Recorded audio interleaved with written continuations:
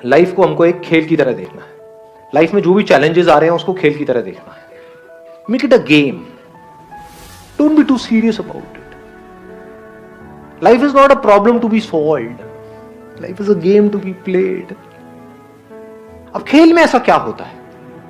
Rules होते हैं, नहीं होते हैं हर खेल के। अगर उन रूल्स को हम फॉलो करें तो, अगर हम सिर्फ जीतने के बारे में सोचें और रूल्स की धज्जियां उड़ा दें तो ऐसे बंदे का सेल्फ एस्टीम कैसा होगा, कॉन्फिडेंस हो सकता है? समझ लेना इन दोनों का फर्क अगर आया ना तो बड़ा मजा आ जाएगा। अगर कोई खिलाड़ी है वो सारे रूल्स को प्रॉपर्ली फॉलो करता है, उसकी सेल्फ एस्टीम ज्यादा होगी या कोई घपलेबाज है उसकी ज्यादा होगी? आराम से सोच के बोलो। मतलब खुद की नजर में कौन ऊपर होगा, जो आदमी ईमानदार है या जो बेईमान है? ईमानदार है। ऐसे बढ़ती है सेल्फ एस्टीम। एग्जाम्पल दूं अगर मैं एक ऐसे बंदे का जिसको आप सब जानते हैं, महेंद्र सिंह धोनी, सबने नाम सुना है? समझ पा रहे हो मैं क्या कह रहा हूं? सिर्फ उस इंसान में कॉन्फिडेंस नहीं है, सेल्फ कॉन्फिडेंस नहीं है, वो तो है ही, सेल्फ एस्टीम भी बहुत तगड़ी है। सेल्फ एस्टीम कैसे बनती है? जो भी खेल आप खेल रहे हो उसके रूल्स को फॉलो करके। यानी कि चाहे कुछ भी हो जाए, गेम हारते हैं हार जाए, इंडिया हारती है हार जाए, चीटिंग नहीं करें, बेईमानी नहीं करें, तो धीरे धीरे क्या होता है, ऐसे आदमी की कैसी इमेज बन जाती है कि अगर अंपायर को भी कंफ्यूजन है कि भाई ये आउट है या नहीं है, तो उस बंदे की तरफ देखेगा कि उसका रिएक्शन क्या है। समझ गए? सेल्फ एस्टीम बढ़ने से क्या होता है, उस बंदे की आप शक्ल देखोगे तो वहां पर एक ठहराव नजर आएगा, पीसफुल होगा वो। That is self esteem, that is more important than anything else. Dhoni movie देखी आप लोगों ने? उसका एटीट्यूड देखा है? समझ रहे हो क्या होता है लाइफ में? जो अपने माइंड में ग्रेटेस्ट है, समझ गए ना, कि मैं जा रहा हूं बैटिंग करने के लिए, तू बस रन आउट मत करवा दियो। एटीट्यूड देख रहे हो कि उसको पता है कि मैं क्या हूं, दुनिया को नहीं पता है, बट उसको पता था अंदर से कि मैं क्या हूं। आप एक बिजनेस कर रहे हो, आप खुद ही एक्साइटेड नहीं हो अपने बिजनेस को लेकर के, आप औरों से कैसे एक्सपेक्ट कर सकते हो कि वो एक्साइटेड होंगे? आपकी टीम कैसे एक्साइटेड होगी? सोचने वाला पॉइंट है। समझ आ रही है ये बात कि आप एक काम करने वाले हो लाइफ में आगे, या बिजनेस नहीं, मान लो जॉब भी करने वाले हो, लेकिन आप वहां पर टीम लीडर हो, आपकी एक टीम है 10 लोगों की, आप खुद ही एक्साइटेड नहीं हो अपने काम को लेकर के, और आप बोल रहे हो कि मेरी जो टीम है वो मोटिवेटेड नहीं रहती है, मेरे साथ में जो लोग हैं वो इंस्पायर्ड नहीं है अपनी लाइफ को लेकर के, वो काम अपना ढंग से नहीं करते। कैसे करेंगे? अगर आपके अंदर कुछ कमाल की एनर्जी होगी तो वो एनर्जी ट्रांसफर हो जाएगी। इसका मतलब मैं सिर्फ एक एस्पेक्ट में नहीं, लाइफ की हर एक एस्पेक्ट में मुझे बेस्ट होना है। बेस्ट दुनिया की नजर में नहीं, अपनी नजर, सब कुछ, मतलब सब में ग्रेटेस्ट होना है। That I want to be the greatest father ever. अभी तो आप लोग ये सोच नहीं पाओगे, फिलहाल ग्रेटेस्ट सन सोच सकते हो या डॉटर सोच सकते हो। Why not? हो सकता है इमीडिएटली ना बन पाओ, लेकिन अगर बोलते रहे तो आज नहीं तो कल बन जाओगे। I am the greatest daughter, I am the greatest son ever. हो सकता है अभी आपको अपने पेरेंट्स के थोड़ा सा अगेंस्ट भी जाना पड़े, क्योंकि वो कुछ और बोलेंगे, करने के लिए आपको कुछ और करना पड़े, बड़े प्यार से उनका थोड़ा सा इमोशनल अत्याचार करना पड़े, कुछ भी करना। हो सकता है शॉर्ट टर्म में वो दुखी भी हो जाए, लेकिन अगर बार बार अपने अंदर से बोलते रहे I am the greatest person, तो क्या होगा? आज नहीं तो कल आप एक ग्रेटेस्ट सन या डॉटर भी बन जाओ, ग्रेटेस्ट हस्बैंड या वाइफ भी बन जाओ। ग्रेटेस्ट पर्सन मतलब क्या? कि जब मेरे अंदर से जो आ रहा है तो I have the courage to go for it, no matter what, then you are the greatest person. क्या सिर्फ हम लोगों से सीख सकते हैं या अपने आप से भी कुछ सीख सकते हैं? अपनी जो लाइफ के एक्सपीरियंसेस हैं वहां से भी बहुत कुछ सीख सकते हैं। लाइफ में जो सिचुएशंस है उनसे सीख सकते हैं। क्या हम ऑब्जेक्ट से कुछ सीख सकते हैं? जैसे चेयर पड़ी है यहाँ पे, इससे हम कुछ सीख सकते हैं? हाँ, तो आज कुछ ऐसे ही करने वाले हैं। क्या करेंगे? हाँ, कुछ मजेदार होना चाहिए ना, देखो तभी कुछ मजा आता है। मेरा क्या है कि अनसर्टेनिटी होनी चाहिए। तो क्या करेंगे, आप में से कोई भी उठ करके कोई भी ऑब्जेक्ट का नाम बोलेगा। That could be anything. जैसे भाई साहब ने अच्छी सी टोपी लगाई हुई है तो यू कैन से कैप। और फिर अब हमें देखना है मिल करके कि हम कैप से क्या सीख सकते हैं। जिसने कैप पहनी है उससे नहीं, कैप से क्या सीख सकते हैं? इससे क्या होने वाला है? एक तो हमारी राइट ब्रेन की एक्सरसाइज होगी, यानी हमको सोचना पड़ेगा, अपनी मेमोरी से हम नहीं बोल सकते, रट करके नहीं बोल सकते, उसी में मजा आता है। That is real learning. तो आप में से जो भी बोलना चाहते हैं कोई भी ऑब्जेक्ट का नाम, वो खड़े होकर के बोलेंगे। कोई अश्लील मत बोलना कृपया करके। हाँ, कहीं कुछ ऐसा बोल जाओ कि भाई मेरे पास में कुछ हो ही ना बोलने के लिए, मैं चुपचाप बैठा रहूं। बोलो जी, आप में से कौन बोलना चाहता है? अलर्ट रहना बिल्कुल। जैसे ही ये बोलेंगे इमीडिएटली बाकियों के हाथ ऊपर होंगे। किस लिए? कि इससे हम क्या सीख सकते हैं। हाँ बोलो, आप खड़े होकर के बोलो। Air conditioner. Air conditioner. Party शुरू करते हैं, एकदम तैयार। हाँ। हमेशा कूल रहो, कोई भी सिचुएशन में, कैसा भी सिचुएशन होता है, be cool. Exactly, let's give a big hand for that. बहुत अच्छा। एयर कंडीशनर का पिछवाड़ा गर्म होता है, लेकिन दुनिया को ठंडक देता है। अपना सोर्स ऑफ एनर्जी ढूंढो। एयर कंडीशनर इलेक्ट्रिसिटी से चलता है, तो हमें भी, हम अगर इलेक्ट्रिसिटी नहीं होगी हम भी नहीं चल पाएंगे। तो अपनी सोर्स ऑफ एनर्जी हमें ढूंढनी चाहिए कि हमें जो आगे बढ़ने में मदद करते रहे, हम चलते रहे, सिचुएशंस को डील करते रहे। Excellent, let's give a big hand for him. हाँ प्लीज। दो चीजें निकल के आई हैं, एक है कि हमको कूल रहना है और दूसरा सोर्स ऑफ एनर्जी। अब देखो, इन दोनों चीजों को मिलाते हैं, मजेदार करते हैं ना। एसी की एनर्जी क्या है? क्या वो कूलनेस है या हीट है? समझ आ गया। पता नहीं लोग ऐसे सोचते हैं नहीं सोचते, बट कोशिश करो, देखो कितना मजेदार है। आप क्या चाहते हो कि हमारे अंदर कोई प्रॉब्लम ना हो किसी तरह की, है ना? लाइफ बड़ी स्मूथ चलती रहे, जैसा मैं चाहता हूँ ऐसा होता रहे, समझे? मतलब लाइफ बिल्कुल जो चाहिए वो मिल जाए, ऐसा हम चाहते हैं। लेकिन ये नहीं समझते लाइफ में एनर्जी मिलती कहां से है? प्रॉब्लम से मिलती है, हीट से मिलती है। अंदर हीट कैसे जनरेट होती है? जब कोई प्रॉब्लम होती है तभी तो हीट जनरेट होती है हमारे अंदर से। तो एसी को जो एनर्जी मिल रही है, एसी जो कूल है, वो कूल है हीट की वजह से। तो ये हीट और ये जो कूलनेस है, ये दोनों अलग अलग नहीं है, एक ही सिक्के के दो पहलू है, जैसे हेड और टेल। यानी कि अगर कोई प्रॉब्लम नहीं होगी तो हीट नहीं हो। आप क्या चाहते हो? प्रॉब्लम्स ना हो लाइफ। यही आपकी जो चाहत है वो आपको आगे बढ़ने से रोकती है। तो वो प्रॉब्लम जहां से आपको एनर्जी मिलने वाली है, यानी कि हीट मिल रही है। हीट मिलती है नहीं मिलती है जब प्रॉब्लम में होते हो? जब कोई बड़ी प्रॉब्लम आती है तो एकदम से अंदर एनर्जी जनरेट होती है नहीं होती है? एग्जाम जब अगले दिन आ जाता है तो पढ़ते हो नहीं पढ़ते हो? जब एकदम से कोई आपके ऊपर अटैक करने के लिए आता है तो एनर्जी आ जाती है ना। अपनी माँ के ऊपर कोई अटैक करने के लिए आए, एनर्जी आ जाएगी ना। तो एनर्जी कहां से मिलती है लाइफ में? आपको प्रॉब्लम से मिलती है। उन्हीं प्रॉब्लम्स की आप एक्सक्यूजेस बना रहे हो। तो आप क्या कह रहे हो? अल्टीमेटली आप कंप्लेन कर रहे हो। किस चीज के बारे में आप कंप्लेन कर रहे हो? एनर्जी के बारे में। एक तरफ से आप एनर्जी चाहते हो कि मेरे अंदर ऐसी एनर्जी आए कि मैं कुछ कमाल कर जाऊं लाइफ, सब चाहते हैं। लेकिन वो एनर्जी जहां से आपको मिलने वाली है, उसका जो सोर्स है, उसका जो रॉ मटेरियल है, उसके बारे में आप उल्टा बोल रहे हो। बजाय कि उस रॉ मटेरियल को यूज करने के, बजाय कि ये बोलने के जितनी ज्यादा प्रॉब्लम्स होंगी उतना ज्यादा मजा आएगा ना लाइफ में, उतनी ज्यादा एनर्जी है। जिसकी लाइफ में कोई प्रॉब्लम नहीं है, तुझे पता नहीं है मेरा बाप कौन है, दिल्ली में तो भरे पड़े हैं, उसके अंदर एनर्जी देखी है कभी? कहाँ है? पड़े हुए हैं भाई साहब, उल्टे सीधे सारे काम कर रहे हैं। उनको कुछ कंस्ट्रक्टिव करते हुए देखा है? दूसरी तरफ से ऐसे ऐसे बंदे जिनका बैकग्राउंड पता नहीं कैसा कैसा था, लाइफ में जितनी ज्यादा प्रॉब्लम्स आई उतना ही बड़ी उनकी पर्सनालिटी निकल कर गया।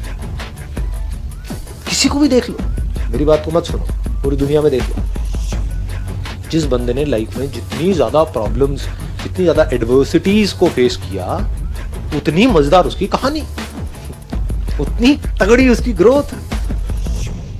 तो अगर ये एसी उस हीट से डरने लग जाए कि मुझे ठंडक तो चाहिए लाइफ में, कि मैं ठंडा तो रहूं, कूल तो बन जाऊं, लेकिन पिछवाड़े में हीट ना हो, तो क्या वो कभी कूल बन सकता है? क्या वो एसी किसी काम का है? आया कुछ मजा आया? दोनों चीजों को हमने क्लब कर दिया है ना? कूल कैसे बनते हैं? हीट से बनते हैं। हीट कैसे जनरेट होती है? प्रॉब्लम से होती है। प्रॉब्लम्स की कमी है क्या आपकी लाइफ में? तो हीट की कमी है क्या? एनर्जी की कमी है क्या? तो कुछ करते क्यों नहीं हो खच्चरो? आगे बढ़ो। हाँ, रोते क्यों रहते हो? कंप्लेन क्यों करते हो? समझ गए? सारी कंप्लेंट्स खत्म। हाँ, आप कोई दूसरा प्रोडक्ट या यही एसी पे ही रहे? एसी बताइए जी, आप बताइए। हाँ। सर जैसे एसी है वो हमें कूलिंग देता है, बट अगर सपोज करो एसी कुछ और काम करे तो वो कर नहीं पाएगा। इससे हम ये सीखते हैं कि अगर हमारे अंदर कोई पोटेंशियल है, अगर सर मेरे को कुकिंग पसंद है, अगर मेरे को कोई कहे कि तू सीए करने जाके, तो मैं नहीं कर पाऊंगी। जो पोटेंशियल है उसके अकॉर्डिंग वर्क करना चाहिए, हम सीख सकते हैं। Exactly. Let's give a big hand for her. बहुत बढ़िया जी। ऐसे तो मुझे लग रहा है कि अगर हमने एक भी प्रोडक्ट पकड़ लिया ना, उसे पूरा सेशन हो सकता है। कितनी मजेदार बात आपने कही है। पूरी दुनिया अगर कह रही है कि हमें तो भाई सर्दी बहुत है, हमें तो गर्मी चाहिए, तो आपको तो हीटर बनना पड़ेगा। हमारे परिवार में आज तक सब हीटर ही बने हैं, हीटर ही हुए हैं, हीटर ही होंगे, तो आपको भी हीटर ही बनना है। तो क्या होगा उस एसी की हालत? लग गई उसकी तो पूरी लाइफ भी खच्चर बन के चलता रहेगा, चुपचाप हीटर बनने में लगा रहेगा, जो बन ही नहीं सकता।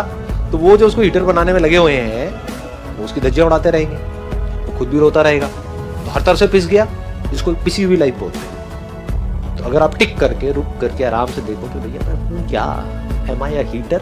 मेरा बाप हीटर है, मेरी माँ हीटर है। नहीं, मेरी माँ हीटर है, मेरा बाप चीटर है। मैं क्या हूँ? एकदम अपना दिमाग लगाया, मैं तो एसी लग रहा है, मतलब कुछ कुछ मैं बड़ी कूल सी अपना आराम से चिल्ड आउट लाइफस्टाइल, ये वो है ना, आराम से कहीं खेतों में बैठे हैं लोटा लेकर, टेंशन नहीं है, खुले में अपना घूम रहे हैं, फिर रहे हैं, खेती बाड़ी कर रहे हैं, व्हाटएवर, कुछ भी हो सकता है। वो जो हो सकता है दुनिया से बिल्कुल ही अलग हो, व्हाई नॉट? अब प्रॉब्लम्स आएंगी, जैसे ही आप कहोगे कि भाई मुझे तो, मैं तो एसी हूँ, पूरी दुनिया कहेगी नहीं, तुम्हें क्या पता, तुमने जिंदगी देखी कहाँ है,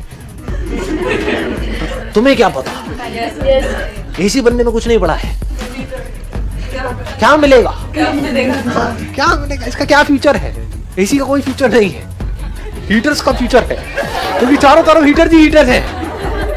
ये क्या एसी, एसी कौन बनता है? इतनी ठंड में कोई एसी बनता है? हीटर बनना है। तो ये आपके ऊपर प्रेशर आ रहा है सब तरफ से। अब क्या होगा, ध्यान से देखो क्या हो रहा है। अभी मैं यहाँ पे तीसरे भी पॉइंट को कनेक्ट कर रहा हूँ। पहले हमने कूल को कनेक्ट किया, फिर एनर्जी को किया। अब यहां से देखो आपको एनर्जी कैसे मिलेगी, कैसे मिलेगी, लगाओ दिमाग। जैसे ही आप कहोगे कि मुझे एसी बनना है, पूरी दुनिया के अगेंस्ट हो गए, नहीं भी चाहोगे तो हो गए। ये अगेंस्ट होना मतलब क्या? प्रॉब्लम्स। कितनी बड़ी प्रॉब्लम है ये? अरे बहुत बड़ी प्रॉब्लम है। पूरा खानदान, पूरी दुनिया, पूरी सोसाइटी वो एक तरफ खड़ी हुई है, आप अकेले एक तरफ खड़े हुए हो। कितनी बड़ी क्राइसिस है। तो जितनी बड़ी क्राइसिस, जितनी बड़ी प्रॉब्लम, उतनी बड़ी एनर्जी, उतनी ही अंदर से हीट जनरेट होगी, जिसकी वजह से आप बाहर से कूल बनते चले जाओगी। अगले प्रोडक्ट पे आते हैं।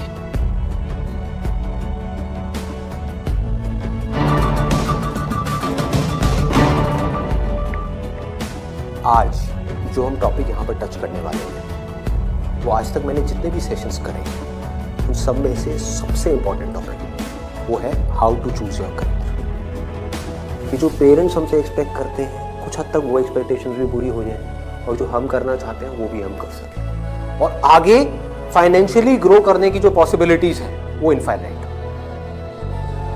इससे पहले कि मैं आप लोगों को बताऊं कि ये चीज़ कैसे होती है, हमको क्या करना है, इसके लिए मैं आप लोगों से जानना चाहूँगा, आप लोग अपना करियर कैसे चूज करते हैं?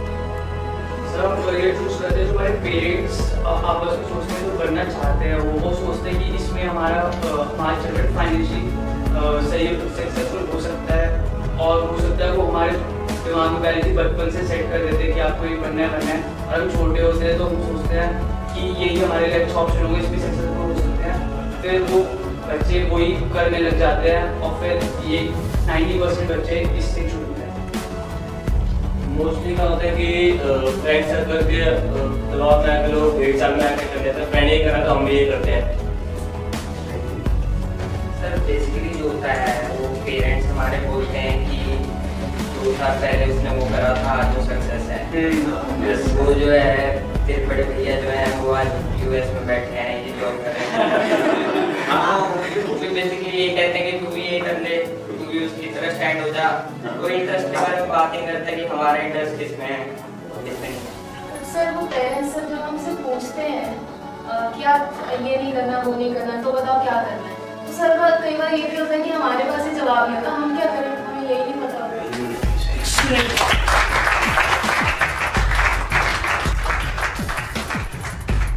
इसमें गलती पेरेंट्स की भी नहीं है। जैसे मैं आपको बोलता हूँ कॉमर्स, कुछ लिमिटेड ऑप्शंस माइंड में आते हैं। क्या आते हैं? सीए आता है और बीकॉम आता है और बीबीए आता है, एमबीए आता है, सीएफए आता है, और कोई ऑप्शन आता है? आता ही नहीं। तो ध्यान से देखो क्या हो रहा है। हम सब बच्चों की सोच एक जैसी है, सब पेरेंट्स की सोच एक जैसी है। तो ये पेरेंट्स की सोच किसने बनाई? क्या उनकी गलती है? इस पूरी की पूरी सोसाइटी ने मिलकर बनाई। पेरेंट्स की सोच बनी और पेरेंट्स से बचपन से आज तक जो उन्होंने सुना देखा करा वहां से आपकी सोच बनी आपके पेरेंट्स से। तो अल्टीमेटली आप में और आपके पेरेंट्स में कोई फर्क नहीं है, उनको ब्लेम मत करो। आपकी सोच भी उनके जैसी ही है। अगर नहीं है तो बताओ कोई और ऑप्शंस। नहीं आते ना माइंड में। साइंस में बोलता हूं, साइंस बैकग्राउंड, क्या ऑप्शंस आते हैं माइंड में? इंजीनियरिंग। इंजीनियरिंग में भी क्या आता है? जैसे इंजीनियरिंग वर्ड आता है क्या आता है माइंड में? आईआईटी आता है, ठीक है। मेडिकल में क्या आता है? एमबीबीएस, सर्जन्स, और कुछ? बस यही है। देखो हमारी सोच कितनी लिमिटेड हो गई है। माइंड में कुछ आता ही नहीं है तो करेंगे कैसे? आपके माइंड में कुछ आएगा तभी तो वो चीज होगी। अगर माइंड में हिमालय नाम का पहाड़ होगा तभी तो उस पर चढ़ोगे। माइंड में हिमालय है ही नहीं, कैसे चढ़ोगे? वहां तक जाना तो बहुत दूर की बात है। क्या करोगे? तो क्या होगा आपके साथ में? वही जो उन सब लोगों के साथ में हो रहा है जिनकी सोच ऐसी है।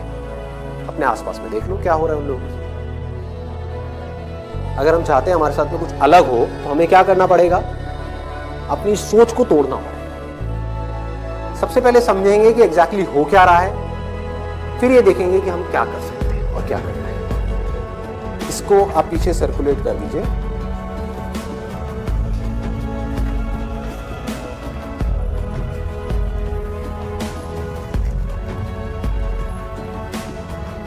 इसमें लिखा है how to choose a career. अच्छा, पढ़ाई में हमको आगे बढ़ने के लिए मान लो जैसे मैंने बोला साइंस बैकग्राउंड, तो माइंड में क्या आया? इंजीनियरिंग आया, इंजीनियरिंग से आईआईटी आया, आईआईटी से कोटा आया, या और ये जो तैयारी वाले इंस्टीट्यूट्स हैं वो आए, वहाँ पर जाओ, जा करके तैयारी करो, यही सब होता है। तो अब अगर आपको इस रास्ते पे सक्सेसफुल होना है, मतलब आपको आईआईटी में पहुँचना है, आईआईएम्स में पहुँचना है, मेडिकल में टॉप कॉलेज में पहुँचना है, तो क्या चाहिए? हार्डवर्क से काम हो जाएगा। आराम से सोचो, आराम से सोचो। ये जो सोच है ना हमारी, वो बड़ी खतरनाक बनी हुई। उसी सोच पे क्वेश्चन मार्क लगाना है। हार्डवर्क सबसे ज्यादा कौन करता है? एक रिक्शे वाला, लेबरर सक्सेसफुल हो जाता है वो। ऐसे बच्चे देखे हैं जो बहुत हार्डवर्क करते हैं और तब भी नहीं हो पाता उनका, और ऐसे बच्चे हैं जो इतना हार्डवर्क नहीं करते हैं, अपनी लाइफ में एक बैलेंस बनाते हैं, मतलब घूमते फिरते भी हैं, मजे भी करते हैं, साथ साथ में पढ़ाई भी करते हैं और वो टॉप कर जाते हैं। इसका मतलब क्या है? हार्डवर्क पे क्वेश्चन मार्क लगा। हार्डवर्क इंपॉर्टेंट है, लेकिन हार्डवर्क भी अगर सही डायरेक्शन में ना किया जाए तो बकवास है। सक्सेस यहां है, आप वहां भाग रहे हो पूरी जान लगाकर, पागलों की तरह, तभी सक्सेसफुल हो सकते हैं। हार्डवर्क तो कर रहे हो, क्यों नहीं हो सकते? डायरेक्शन ही गलत है। सबसे पहले क्या चाहिए? एक सही डायरेक्शन चाहिए। सबसे पहले मोस्ट इंपॉर्टेंट, मतलब कि जिस डायरेक्शन में हम भाग रहे हैं पहले हमको उसको समझना है कि हम सही डायरेक्शन में भी भाग रहे हैं या इसलिए भाग रहे हैं क्योंकि सब भाग रहे हैं। या ये कहो हो सकता है ये जो सब भाग रहे हैं उसमें से कुछ लोगों के लिए वो डायरेक्शन सही हो, हमारे लिए गलत हो। समझ पा रहे हो? पता कैसे चलेगा? कैसे पता लगेगा? एक्सीलेंट। देखो क्या है, सिर्फ 2 पैरामीटर्स हैं जिसके ऊपर हमको दिमाग लगाना है। एक है कंपटीशन, एक है कंसंट्रेशन पावर। जहां पर भी कंपटीशन ज्यादा है, मतलब क्या है कि वहां पर लाखों बच्चे ट्राई कर रहे हैं, होना कितनों का है? 1%, 2%। रियलिटी है, मैं कुछ भी हाइपोथेटिकल बात नहीं कर। क्या ये जो लाखों बच्चे ट्राई करते हैं, कोई भी ये सोच करके ट्राई करता है? लाखों रुपए जा करके कोचिंग इंस्टीट्यूट में स्पेंड करता है कि मेरा नहीं होगा? देखो कितना मजेदार है। मतलब लाखों को ये लग रहा है कि हमारा हो जाएगा। तो अब सबसे पहला यहां पर जो क्वेश्चन पूछना है, जो ना अभी पेरेंट्स पूछ रहे हैं ना बच्चे खुद पूछ रहे हैं, वो अपने आप से पूछना है, वो ये कि मेरी कंसंट्रेशन पावर्स कैसी है। सिंपल है ना, इसमें कोई कॉम्प्लिकेटेड है? कि अगर आपको इन कॉम्पिटिटिव एग्जाम्स में कॉम्पीट करना है, दिन में 10-10 घंटे पढ़ना है, 15-15 घंटे पढ़ना है, उससे भी काम नहीं होने वाला, क्योंकि बहुत लोग पढ़ते हैं फिर भी नहीं कर पाते। तो इसका मतलब क्या है? आपको अपने आप से सच बोलना। अभी बड़ा टेढ़ा हुआ, अभी दुनिया में हमारी आदत क्या पड़ी हुई है? झूठ बोलने की। किसी से भी जाकर के पूछो, हाँ भाई तेरे में पोटेंशियल है, कर लेगा आईटी? हाँ मैं तो कर लूंगा, मैं तो कर लूंगा। फिर हुआ क्यों नहीं? तो क्यों नहीं? अरे वो लक साथ नहीं हो पाया, कोई वजह होगी, नहीं हो पाया। मतलब क्या था? डायरेक्शन ही गलत, स्टार्टिंग ही गलत हो गई। अब आप कैसे ये डिसाइड करोगे कि आपकी कंसंट्रेशन पावर स्ट्रांग है या नहीं है? माइंड भी थोड़ा सा डेप्थ में जाता है। कैसे डिसाइड करोगे? जब भी आप किसी कॉम्पिटिटिव एग्जाम में कॉम्पीट कर रहे हो, तो आपको ये देखना होगा आपके कॉम्पिटिटर्स कौन है। फॉर एग्जाम्पल, आप एक रेस में भाग रहे हो, आपके साथ में कोई एथलीट जिसने 10 साल प्रैक्टिस करी है रेस में भागने की, आप कभी नहीं भागे, धीरे धीरे जॉगिंग करी है, लेकिन रेस में कभी तेज नहीं भागे। जीत पाओगे उससे? करो हार्डवर्क। वो 10 साल से भाग रहा है और वो रुकने वाला नहीं है, उसके पास में पूरा का पूरा एक मोमेंटम है। वो अगले 2 साल तक भी ऐसे ही भागने वाला जैसे वो 10 साल से भागता आया है। आप अभी भागना शुरू करें। तो पहले अपनी कंसंट्रेशन पावर्स को कंपेयर करना है किसी और के साथ। That is going to be a realistic solution. ठीक है, थियोरेटिकल सोल्यूशन। थियोरेटिकल क्या है? माँ बाप कह रहे हैं बच्चों को भागो, बच्चे भी अंदर से कह रहे हैं भागो। यही हो रहा है, करेंगे करेंगे करेंगे करेंगे करेंगे, चार्ज जब हुए पड़े पागलों की तरह। इनको ये नहीं समझ पा रहा कि मेरे अंदर वो स्ट्रेंथ है भी या नहीं है। बहुत बारीक बात है, अगर इसको हमको समझ आए तो। एक बॉक्सिंग रिंग में आप हो, ठीक है, तो सामने देखो कि जो बॉक्सर है वो है कौन जिससे आप लड़ने के लिए जा रहे हो। इसी को तो कंपटीशन बोलते हैं। तो अगर उस कंपटीशन को आपको जीतना है, और जीतना ही है, हारना किसको है? किसको अपने माँ बाप के पैसे डुबोने हैं, किसको अपनी लाइफ खराब करनी है? जीतना ही है। तो जीतने का क्या तरीका है? पहले अपने कॉम्पिटिटर्स की स्ट्रेंथ को समझ जाओ। समझ लो कि आप कॉम्पीट कर किसके साथ में रहेंगे। वो कैसे समझोगे? रियलिस्टिकली अपने आप से पूछो, अपने स्कूल के बैकग्राउंड के बेस पे या जो भी आज तक आपने किया है उसके बेस पे। कुछ बच्चे होते हैं जिनको एक चैप्टर है, मान लो एक बुक, उसको पूरा याद करने में या समझने में 1 घंटा लगता है। आपको कितनी देर लगती है? 5 घंटे, 6 घंटे, 10 घंटे या आधा घंटा? ये पूछो अपने आप से। Then you will be able to judge your strength in comparison to your competitors. जो 13 लाख बच्चे हैं, इसमें से 10% बच्चे ऐसे हैं जिनकी कंसंट्रेशन पावर्स एक्स्ट्राऑर्डिनरी है। उनसे अगर आप कॉम्पीट कर रहे हो तो एटलीस्ट आपकी कंसंट्रेशन पावर एक्स्ट्राऑर्डिनरी होनी ही चाहिए। और कंसंट्रेशन पावर एक दिन में एक्स्ट्राऑर्डिनरी नहीं होती, ये प्रैक्टिस है। मतलब उन्होंने कई सालों तक इसकी प्रैक्टिस करी, तब जाके उनकी कंसंट्रेशन पावर एक लेवल तक पहुंची है। तो आप अपने आप से ईमानदारी से सवाल पूछो तो सही कि आपकी कंसंट्रेशन पावर है कैसी।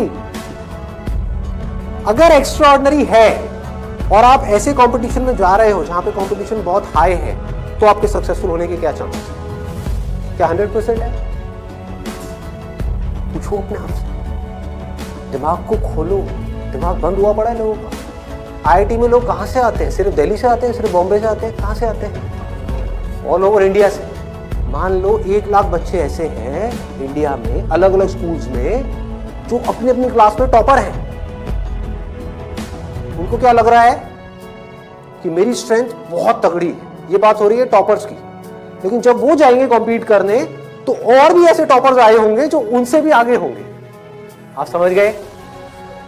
तो यहां पे आपने क्या किया? एक बहुत बड़ा काम कर दिया, अपने आप से सच बोल दिया और यही सच जा करके अपने घर वालों को बोल दिया। इससे क्या होगा?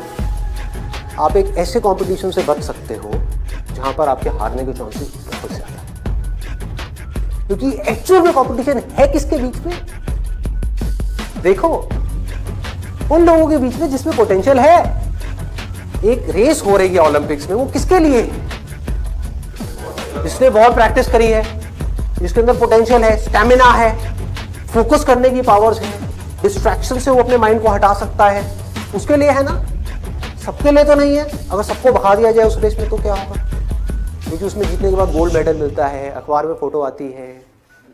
अखबार में फोटो आती है ना, इन कोचिंग इंस्टीट्यूट्स की फोटो आती है, नाम लिखे होते हैं, ऑल इंडिया रैंक ये है ये है ये है। उसको देख करके क्या होता है माँ बाप की हालत? उनको उसकी फोटो नहीं दिख रही होती, अपने बच्चे की फोटो दिख रही होती है। यहाँ पे आने वाले इतने साल बाद मेरे बच्चे की फोटो होगी, मेरी बेटी की फोटो होगी, उसकी ये रैंक होगी। यहाँ से क्या हो रहा है? हम अननेसेसरी अपनी एक ख्याली दुनिया खड़ी कर रहे हैं। पेरेंट्स ने अपने दिमाग में एक ख्याल बना लिया। अब यहाँ तक प्रॉब्लम नहीं है, उन्होंने वो ही किया जो होना था, सबके साथ होता है, कौन नहीं चाहेगा। गड़बड़ कहाँ हुई? आप भी इस खेल को नहीं समझ पाए, आप समझ ही नहीं पाए हो क्या रहा है। ये जो कोचिंग इंडस्ट्री है आज की डेट में 1.5 लाख करोड़ की इंडस्ट्री, ये पैसा कहाँ से आ रहा है? हम सबसे आ रहा है, हमारी जेब से आ रहा है।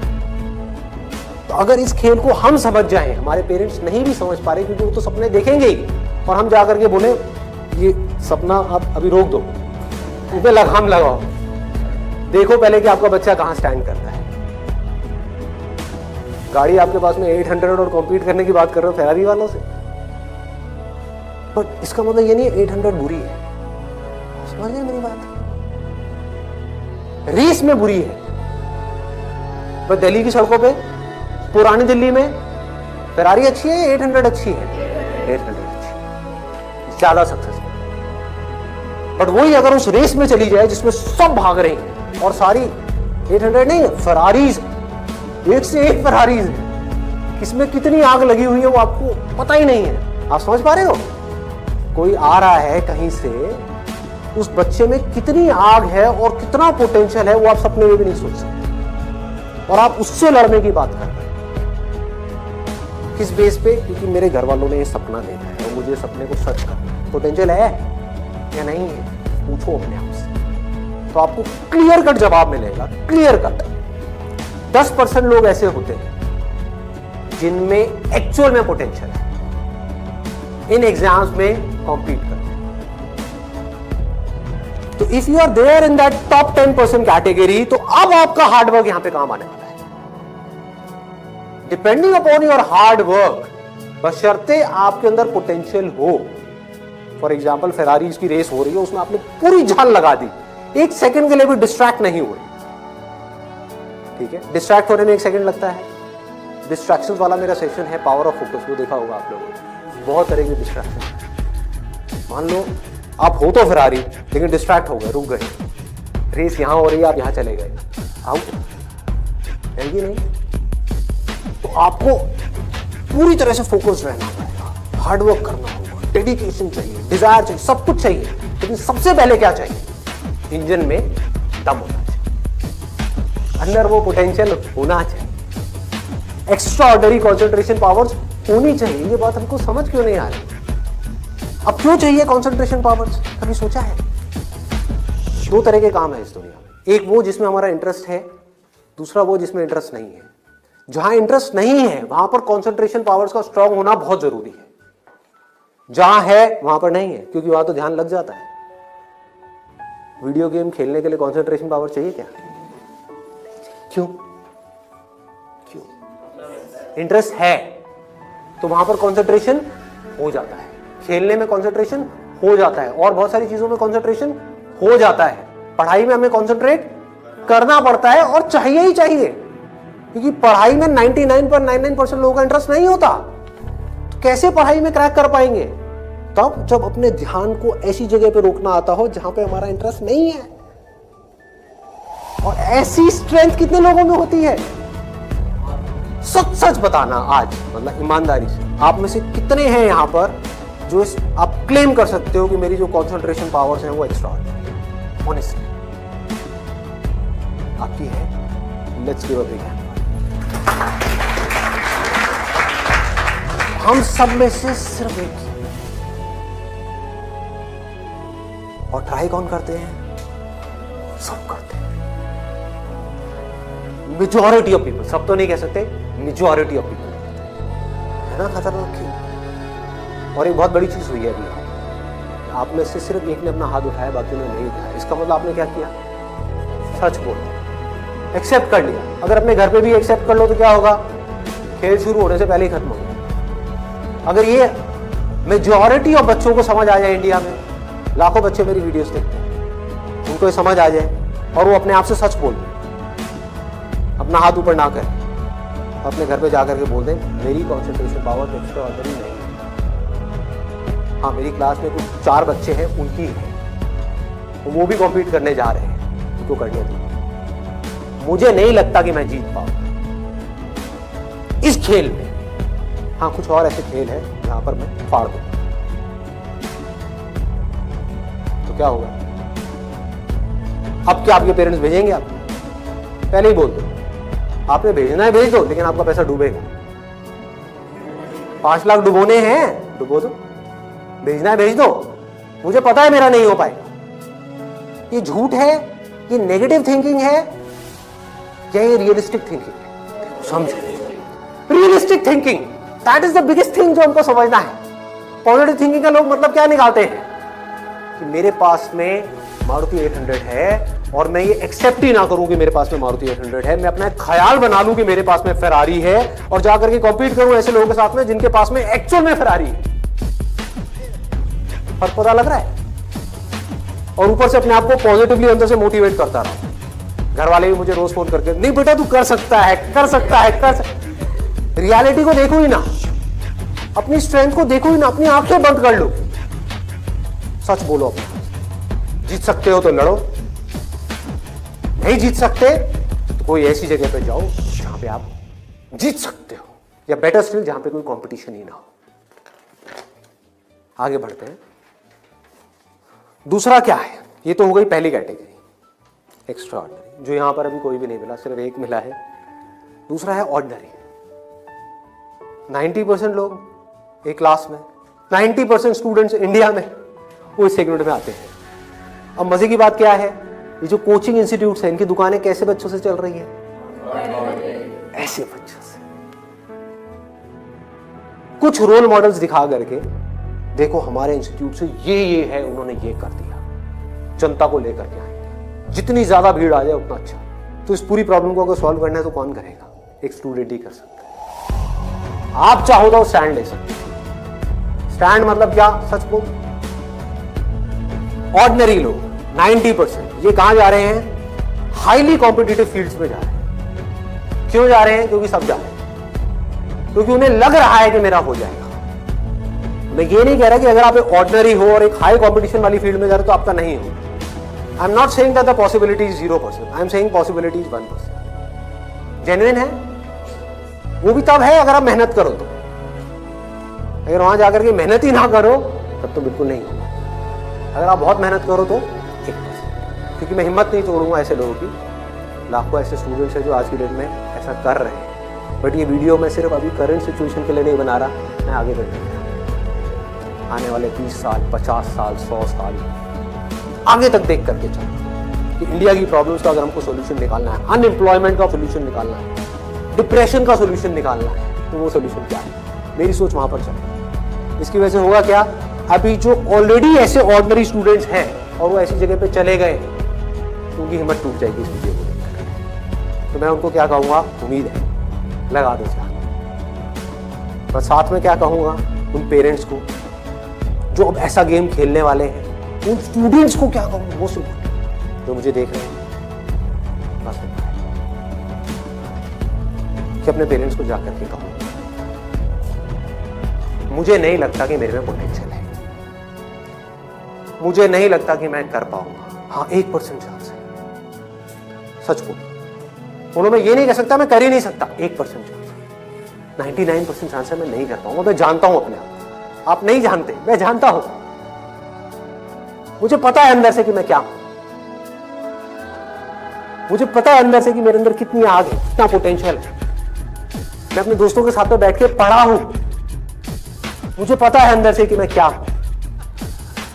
तो आप क्या कहोगे, सच बोलोगे अपने घर वालों को जाके कि देखो अगर आप मुझे 2 साल तक की कोचिंग कराओगे, उसमें मान लो लाख रुपए साल की फीस होगी, प्लस रहना खाना पीना वगैरह, टोटल मान लो 2 साल में कितना खर्चा आया, 4-5 लाख, 5 लाख मान लेते हैं।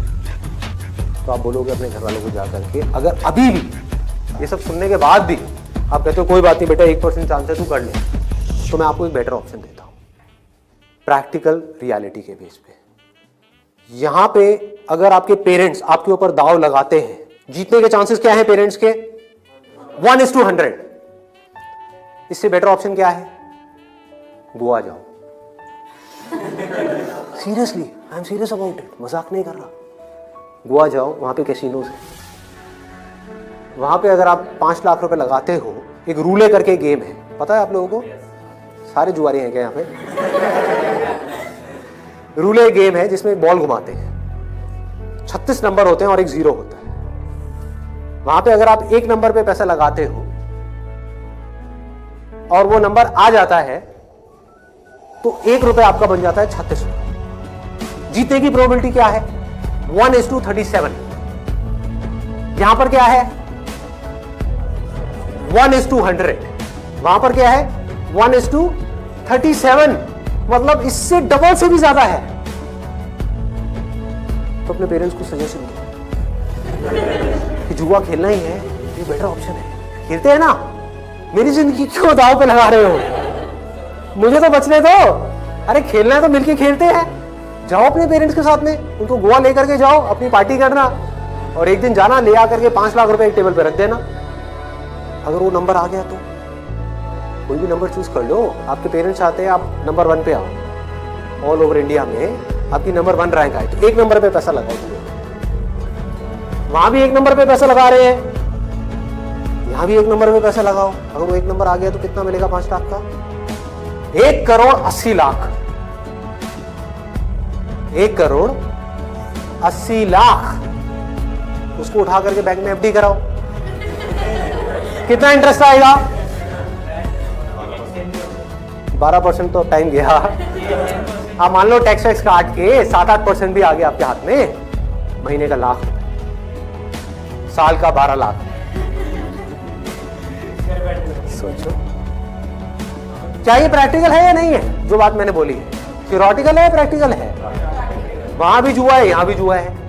आप भी बोल रहे हो हाँ शायद मेरा हो जाएगा, पेरेंट्स भी कह रहे हैं हाँ शायद इसका हो जाएगा। प्रोबेबिलिटी हमारे सामने है, आपके होने की जो प्रोबेबिलिटी है वो हमारे सामने है। हाँ अगर आप एक्स्ट्रा ऑर्डिनरी में हो तो बात अलग है, तो उसकी बात नहीं करना। वहां पर आ गई 10% से 100%, तो वहां पर जुए का कोई कंपैरिजन नहीं, ठीक है ना। बट अगर आप ऑर्डिनरी में हो और वहां पर जाकर के आप कॉम्पीट कर रहे हो, इससे बेटर ऑप्शन है जुआ। अगर घर वाले कहेंगे पैसा डूब गया तो जुए में, तो बोलो वो तो यहां भी डूब रहा है, यहां भी तो डूब रहा है। फर्क क्या है, इसको बोलते हैं एक रियलिटी के बेस पर समझ करके सोच करके लिया हुआ डिसीजन। तो अब तीसरा ऑप्शन क्या है हमारे पास, कोई ऐसा करियर चूज करो, देखो कितना मजेदार है, जहां पे आपको कंसंट्रेशन पावर की जरूरत ही ना हो, not required. If you love singing, concentration power चाहिए क्या, नहीं चाहिए, हो जाएगा। किसी खेलने में इंटरेस्ट है तो वहां पे कंसंट्रेशन पावर बहुत स्ट्रांग चाहिए क्या, हो जाएगा, घंटों तक हो जाएगा। एक है कॉन्सेंट्रेट करना पड़ता है, एक है कॉन्सेंट्रेशन हो जाता है। दोनों में बहुत फर्क है। इंटरेस्टिंग है तो कॉन्सेंट्रेशन हो जाता है, इंटरेस्टिंग नहीं है, बोरिंग है तो कॉन्सेंट्रेट करना पड़ता है, फिर चाहे वो पढ़ाई हो चाहे जॉब हो। ये छोटी सी सोच है, समझ से। अब यहां पे क्या चलेगा, इन फील्ड्स में कंपटीशन क्या है, आर्ट हो गया, स्पोर्ट्स हो गया, कोई भी क्रिएटिव फील्ड हो गई, वहां पे कंपटीशन क्या है, बहुत ज्यादा है उन लोगों के लिए जो मीडियोकर है। लेकिन अगर आपके अंदर टैलेंट है, कोई कंपटीशन नहीं है, क्योंकि दोनों का आपस में कंपैरिजन किया ही नहीं जा सकता, कोई नंबर्स नहीं है ना। ध्यान से समझो, जैसे आप किसी एग्जाम में जाते हो तो एक कंपेयर किया जा सकता है आपको किसी से, क्योंकि आपके आए 90%, किसी और के आए 99%, तो कंपैरिजन है। टैलेंट में क्या है, आपके अंदर एक तरह का टैलेंट है, किसी और के अंदर और कोई तरह का टैलेंट है। आप जो कर सकते हो वो नहीं कर सकता, वो जो कर सकता है वो नहीं कर सकता। एक सिंगर है, उसकी अलग तरह की आवाज है, कोई और सिंगर है, उसकी अलग तरह की आवाज है। अब यहाँ पे भी एक छोटा सा प्रॉब्लम है। प्रॉब्लम क्या है यहाँ पर, प्रैक्टिकली आप लोग बताओ कि प्रॉब्लम क्या है यहाँ पर इस तरह का कुछ करने में। स्कोप क्या होगा क्या नहीं होगा, देखो अगर टैलेंट हो तो स्कोप होगा या नहीं होगा, नॉट ऑब्वियस। टैलेंट कैसे डेवलप होता है, प्रैक्टिस, और ये भी तभी काम आएगा जब इंटरेस्ट होगा, समझ गए ना। जितना ज्यादा इंटरेस्ट होगा उतना ही ज्यादा पैशन होगा, जितना ज्यादा पैशन होगा उतना ही ज्यादा पैशन के साथ प्रैक्टिस करोगे, जितना प्रैक्टिस करते चले जाओगे उतना ही टैलेंट बढ़ता चला जाएगा, जितना आपका टैलेंट बढ़ता चला जाएगा आपके लिए कंपटीशन उतना ही कम होता चला जाएगा। क्लियर है ना। बट आप इन सारे रूट से भागने के लिए वहां पर जा रहे हो तो भगवान ही मालिक है, समझ गए। पढ़ाई के टॉर्चर से बचने के लिए जबरदस्ती कोई ऐसा काम नहीं है जो आपको बहुत इंटरेस्टिंग लगता है फिर भी आप कर लो, आपको हाँ ये सही है, तो आपका वही हाल होगा जो वहां पे कंपटीशन में बाकी लोगों का होगा।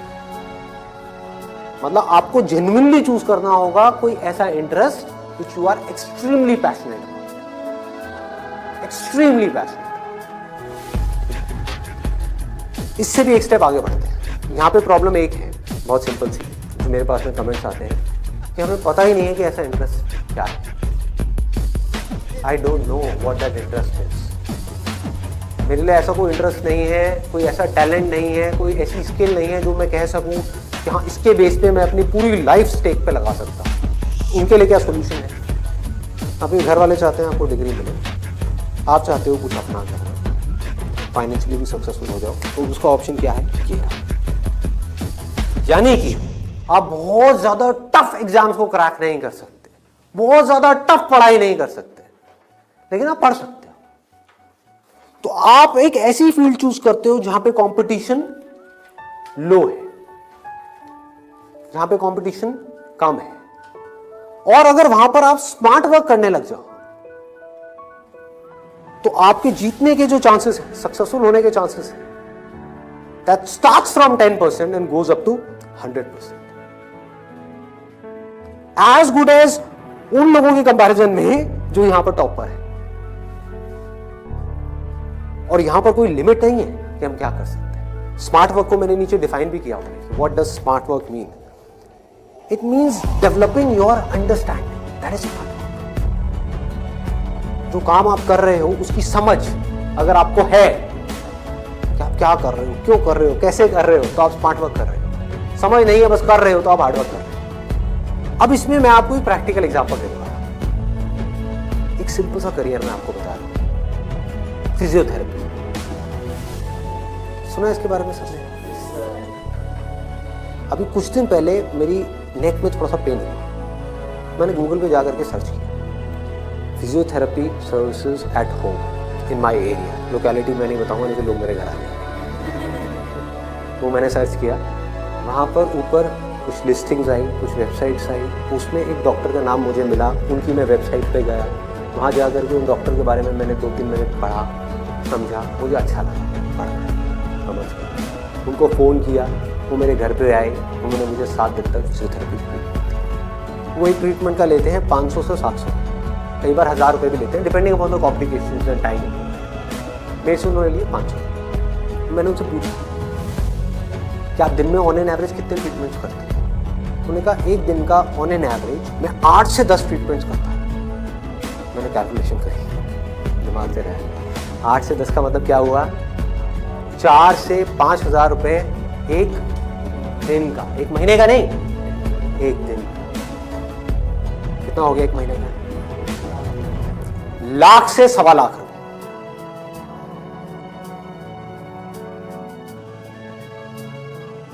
अभी उनको 4 साल हुए फिजियोथेरेपी करे, ये नहीं है कि 40 साल हुए, 4 साल।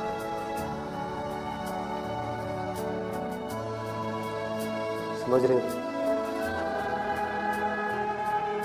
क्या किया उन्होंने, कैसे किया उन्होंने? वो सब आ जाता है स्मार्ट वर्क। उन्होंने हार्ड वर्क नहीं किया, स्मार्ट वर्क। ज्यादातर लोग क्या करते हैं, एक हाईली कॉम्पिटिटिव फील्ड के अंदर जाकर के कॉम्पीट करते हैं, वहां होता है नहीं, जाकर के किसी लोकल कॉलेज में फंस जाते हैं, वहां से निकल करके जॉब के लिए धक्के खाते हैं। इसके आगे सोच बढ़ ही नहीं पाती। जॉब नहीं मिल रही तो दुखी हो जाते हैं, उसके बाद में जब बहुत टाइम तक जॉब नहीं मिल रही होती तो जो भी जॉब होती है, जैसी भी जॉब होती है, कर लेते हैं। होता है प्रैक्टिकली ऐसा है? नहीं होता है। पढ़ाई करी है किसी फील्ड में, जॉब कर रहे हैं किसी और फील्ड में, मतलब कि वो पढ़ाई करी वो बेकार हो गई। स्मार्ट वर्क किसे कहते हैं? आप एक फिजियोथेरेपी कॉलेज में गए, कोई टॉप कॉलेज नहीं जहां पे अगेन कंपटीशन है, किसी लोकल कॉलेज, क्योंकि कोई भी जब फिजियोथेरेपी कराता है तो पूछता नहीं आपने कौन से कॉलेज से किया है। मैंने नहीं पूछा, कोई नहीं पूछता। तो किसी भी कॉलेज से अच्छे से जा करके आप स्टडी करके आ गए, डिग्री लेकर के आ गए, आप कहीं भी जाओगे कभी भी आपको जॉब तो मिल ही जाएगी, जो सुन करके आपके घर वाले कन्विंस हो जाएंगे, हाँ ठीक है बैकअप प्लान तो है। तो एक ऐसा रास्ता जहां पर वर्स्ट के सिनेरियो में आपको जॉब भी मिल जाए, लेकिन बेस्ट के सिनेरियो की कोई अपर लिमिट ना हो। अब बात आती है कैसे करोगे आप इस चीज को, इसका स्कोप देखो कि आने वाले टाइम में अभी जितनी तेजी से मोबाइल, लैपटॉप, कंप्यूटर सब लोग इस तरह भाग रहे हैं, सबके ये प्रॉब्लम्स आनी ही आनी, बैक में प्रॉब्लम आनी ही आनी, नेक में प्रॉब्लम आनी ही आनी, और पता नहीं कितनों को कितनी आनी, आ भी रही है। आपके घर में भी जो आपके पेरेंट्स हैं उनको सबको कहीं ना कहीं दर्द होगा। तो आपने पहले तो ये समझा कि हाँ इसका स्कोप कभी कम नहीं होने वाला, बढ़ने ही वाला है, ठीक है। इसमें कंपटीशन भी बढ़ेगा जब स्कोप ज्यादा है तो, लेकिन किन लोगों के लिए बढ़ेगा? जो हार्ड वर्क कर रहे हैं, लेकिन जो स्मार्ट वर्क को समझ पा रहे हैं वो कुछ भी कर सकते हैं। तो आप क्या कर सकते हो? आपने कहा कि सिर्फ इससे काम नहीं चलने वाला, वो मुझे समझ आ रहा है, जैसे मैंने फिजियोथेरेपी का किया, सिर्फ इससे काम नहीं चलने वाला, तो इसके साथ में कुछ और चीजें भी हैं जो मुझे सीखनी पड़ेगी। क्या सीखना पड़ेगा? जिसका हो सकता है इससे डायरेक्ट कोई कनेक्शन ना हो। 1 महीने का छोटा सा वैसे वेबसाइट डेवलपमेंट का कोर्स कर लिया और ऑनलाइन मार्केटिंग। ऑनलाइन मार्केटिंग कैसे करते हैं? गूगल में जब भी आप कुछ सर्च करते हो तो वहां पे एड्स आती है, उसको बोलते हैं गूगल एडवर्ड्स। ये किस तरह से काम करता है? आपने कहा ऑनलाइन मार्केटिंग मैंने सीख ली, उसके अलावा मुझे अपनी कम्युनिकेशन स्किल्स पे काम करना, क्योंकि अगर मैं कहीं जा रहा हूँ, किसी से बात कर रहा हूँ और मैं बेवकूफ़ लग रहा हूँ बात करने में, तो कोई मुझे दोबारा क्यों बुलाएगा? तो आपने क्या किया? कम्युनिकेशन स्किल्स का एक कोर्स किया 1 महीने का, उसके अलावा इंग्लिश स्पीकिंग का एक कोर्स किया 6 महीने का, 1 साल। इस सबसे हो क्या रहा है? आप एज एन इंडिविजुअल बेटर बनते चले जा रहे हैं। उसके बाद में धीरे धीरे आप अपनी एक क्लाइंटेल बनाओगे। शुरू में मान लो आपको दिन में 2 या 4 लोगों ने बुलाया, वर्स्ट के सिनेरियो में घर से आप ऑपरेट कर रहे हो, अभी आपने कोई अपना क्लिनिक नहीं बनाया है, घर से आप ऑपरेट, और ये कोई थ्योरेटिकल बात नहीं है, ऐसे बहुत सारे लोग हैं जो ऑलरेडी ये काम कर रहे हैं, बहुत लोग कर रहे हैं। अपने नाम को मल्टीपल वेबसाइट्स में आप लिस्ट कर दो, इनको डायरेक्टरीज बोलते हैं, ऑनलाइन डायरेक्टरी। तो ऑनलाइन सर्च इंजन में कोई भी कुछ भी सर्च करेगा तो कहीं ना कहीं वो आप तक पहुंच जाएगा, चाहे वो एक वेबसाइट के थ्रू पहुंचे, चाहे आपके थ्रू पहुंचे, चाहे एड के थ्रू पहुंचे, चाहे कहीं से भी पहुंचे, वो आप तक पहुंचेगा। अगर उनको आपने सेटिस्फाई कर दिया, अपनी बातों से भी, अपने ट्रीटमेंट से भी, ईमानदारी से जेन्युइनली अच्छा ट्रीटमेंट कर दिया, तो वो क्या करेंगे? लोकेलिटी में रिकमेंड करेंगे, अपने फ्रेंड सर्कल में करेंगे, अपने रिलेटिव्स में करेंगे। तो धीरे धीरे क्या होगा? कुछ महीनों में क्या होगा? यहाँ पे थोड़ा पेशेंस रखना होगा। ये नहीं है सारा काम 1 दिन में हो जाएगा। आईआईटी में भी आपका एडमिशन हो गया तो ये नहीं कि हलवा है वहां से क्लियर करना, 4 साल तक लग करके दिन रात काम तो करना ही पड़ेगा ना, यहां भी करना पड़ेगा। तो आप सीखते जा रहे हो, समझते जा रहे हो, धीरे धीरे आपको कुछ ऐसी टेक्नोलॉजीज के बारे में पता लगेगा, कुछ ऐसे इक्विपमेंट्स के बारे में पता लगेगा। इसमें हजारों तरह के इक्विपमेंट्स हैं, हजारों तरह की चीजें हैं, अलग अलग तरह के ट्रीटमेंट्स के लिए। इतनी बड़ी फील्ड है ये। आप आने वाले टाइम में फिजियोथेरेपी का एक ऐसा क्लिनिक बना सकते हो अपनी सिटी में या कहीं पर भी, जो अपने आप में स्टेट ऑफ द आर्ट हो, मतलब ऐसा जो पूरे इंडिया में ना हो। और क्लिनिक आप ऐसे करते करते धीरे धीरे, अभी 1 दिन में या 2 दिन में नहीं होगा, मान लो 5 साल में होगा, 10 साल में होगा, 20 साल में होगा। क्लिनिक कितना बड़ा हो सकता है, कितने क्लिनिक्स हो सकते हैं, क्या क्या हो सकता है, कोई लिमिट नहीं। अगर कुछ लोग जो मेरी इन बातों को समझ पाए, जो बातें मैं कर रहा हूं, और कुछ ऐसी डायरेक्शन में जा पाए सेंसिबल तरीके से, smartly, not by doing a lot of hard work but by doing smart work, तेजी से आगे बढ़ पाए, तो आने वाले टाइम में यही वो लोग होंगे जो आने वाले टाइम में लोगों के लिए जॉब अपॉर्चुनिटीज क्रिएट करें। अंदर से एक ये फीलिंग होनी चाहिए कि मुझे लोगों की प्रॉब्लम्स को सॉल्व करना है। अगर मैं कर पाया तो मेरी प्रॉब्लम्स तो सारी अपने आप सॉल्व हो जाएंगी, तो लोग करेंगे ना। अगर आपने किसी के दर्द का इलाज कर दिया तो वो आदमी आपको पता है क्या कहेगा, बताओ आपको क्या चाहिए, वो लोग आपके पीछे आएंगे। आपने उनको बोल दिया ना, नहीं मैं आज आपका ट्रीटमेंट नहीं कर रहा, नहीं डॉक्टर साहब आप अपने आप को अंदर से स्ट्रांग बना लो तो दुनिया भागती हुई आपके पास आएगी। ये एक रास्ता है। एक है अंदर से तो स्ट्रांग बनो मत, तो दुनिया के पीछे भागते हैं, भैया मेरा कुछ हो सकता है, भैया मेरा कुछ हो सकता है, भैया कहीं लगवा दो, जॉब लगवा दो, भैया ये भैया वो भैया। अरे काहे का भैया, समझे? ये एटीट्यूड चाहिए। ढंके की चोट पे आप काम करो। मैंने लाइफ में जो भी काम किया है बिल्कुल एटीट्यूड के साथ किया है। ये मैं कर रहा हूं, आपको चाहिए तो लो, नहीं चाहिए तो आगे बढ़ो। Does not make any difference to, क्योंकि मैं जो कर रहा हूं आई बिलीव इन इट। मैं कोई भीख नहीं मांग रहा हूं आपसे। और बहुत सारे लोग होते थे जिनको मैं मना कर देता था, जो मैं नहीं कर रहा तुम्हारा शुरू, और वो जा करके 4 लोगों को पकड़ के ले आते थे, ये बंदा जेन्युइन है, इसमें दम है ना बोलने का। वो दम कहां से आता है? सोच से आता है।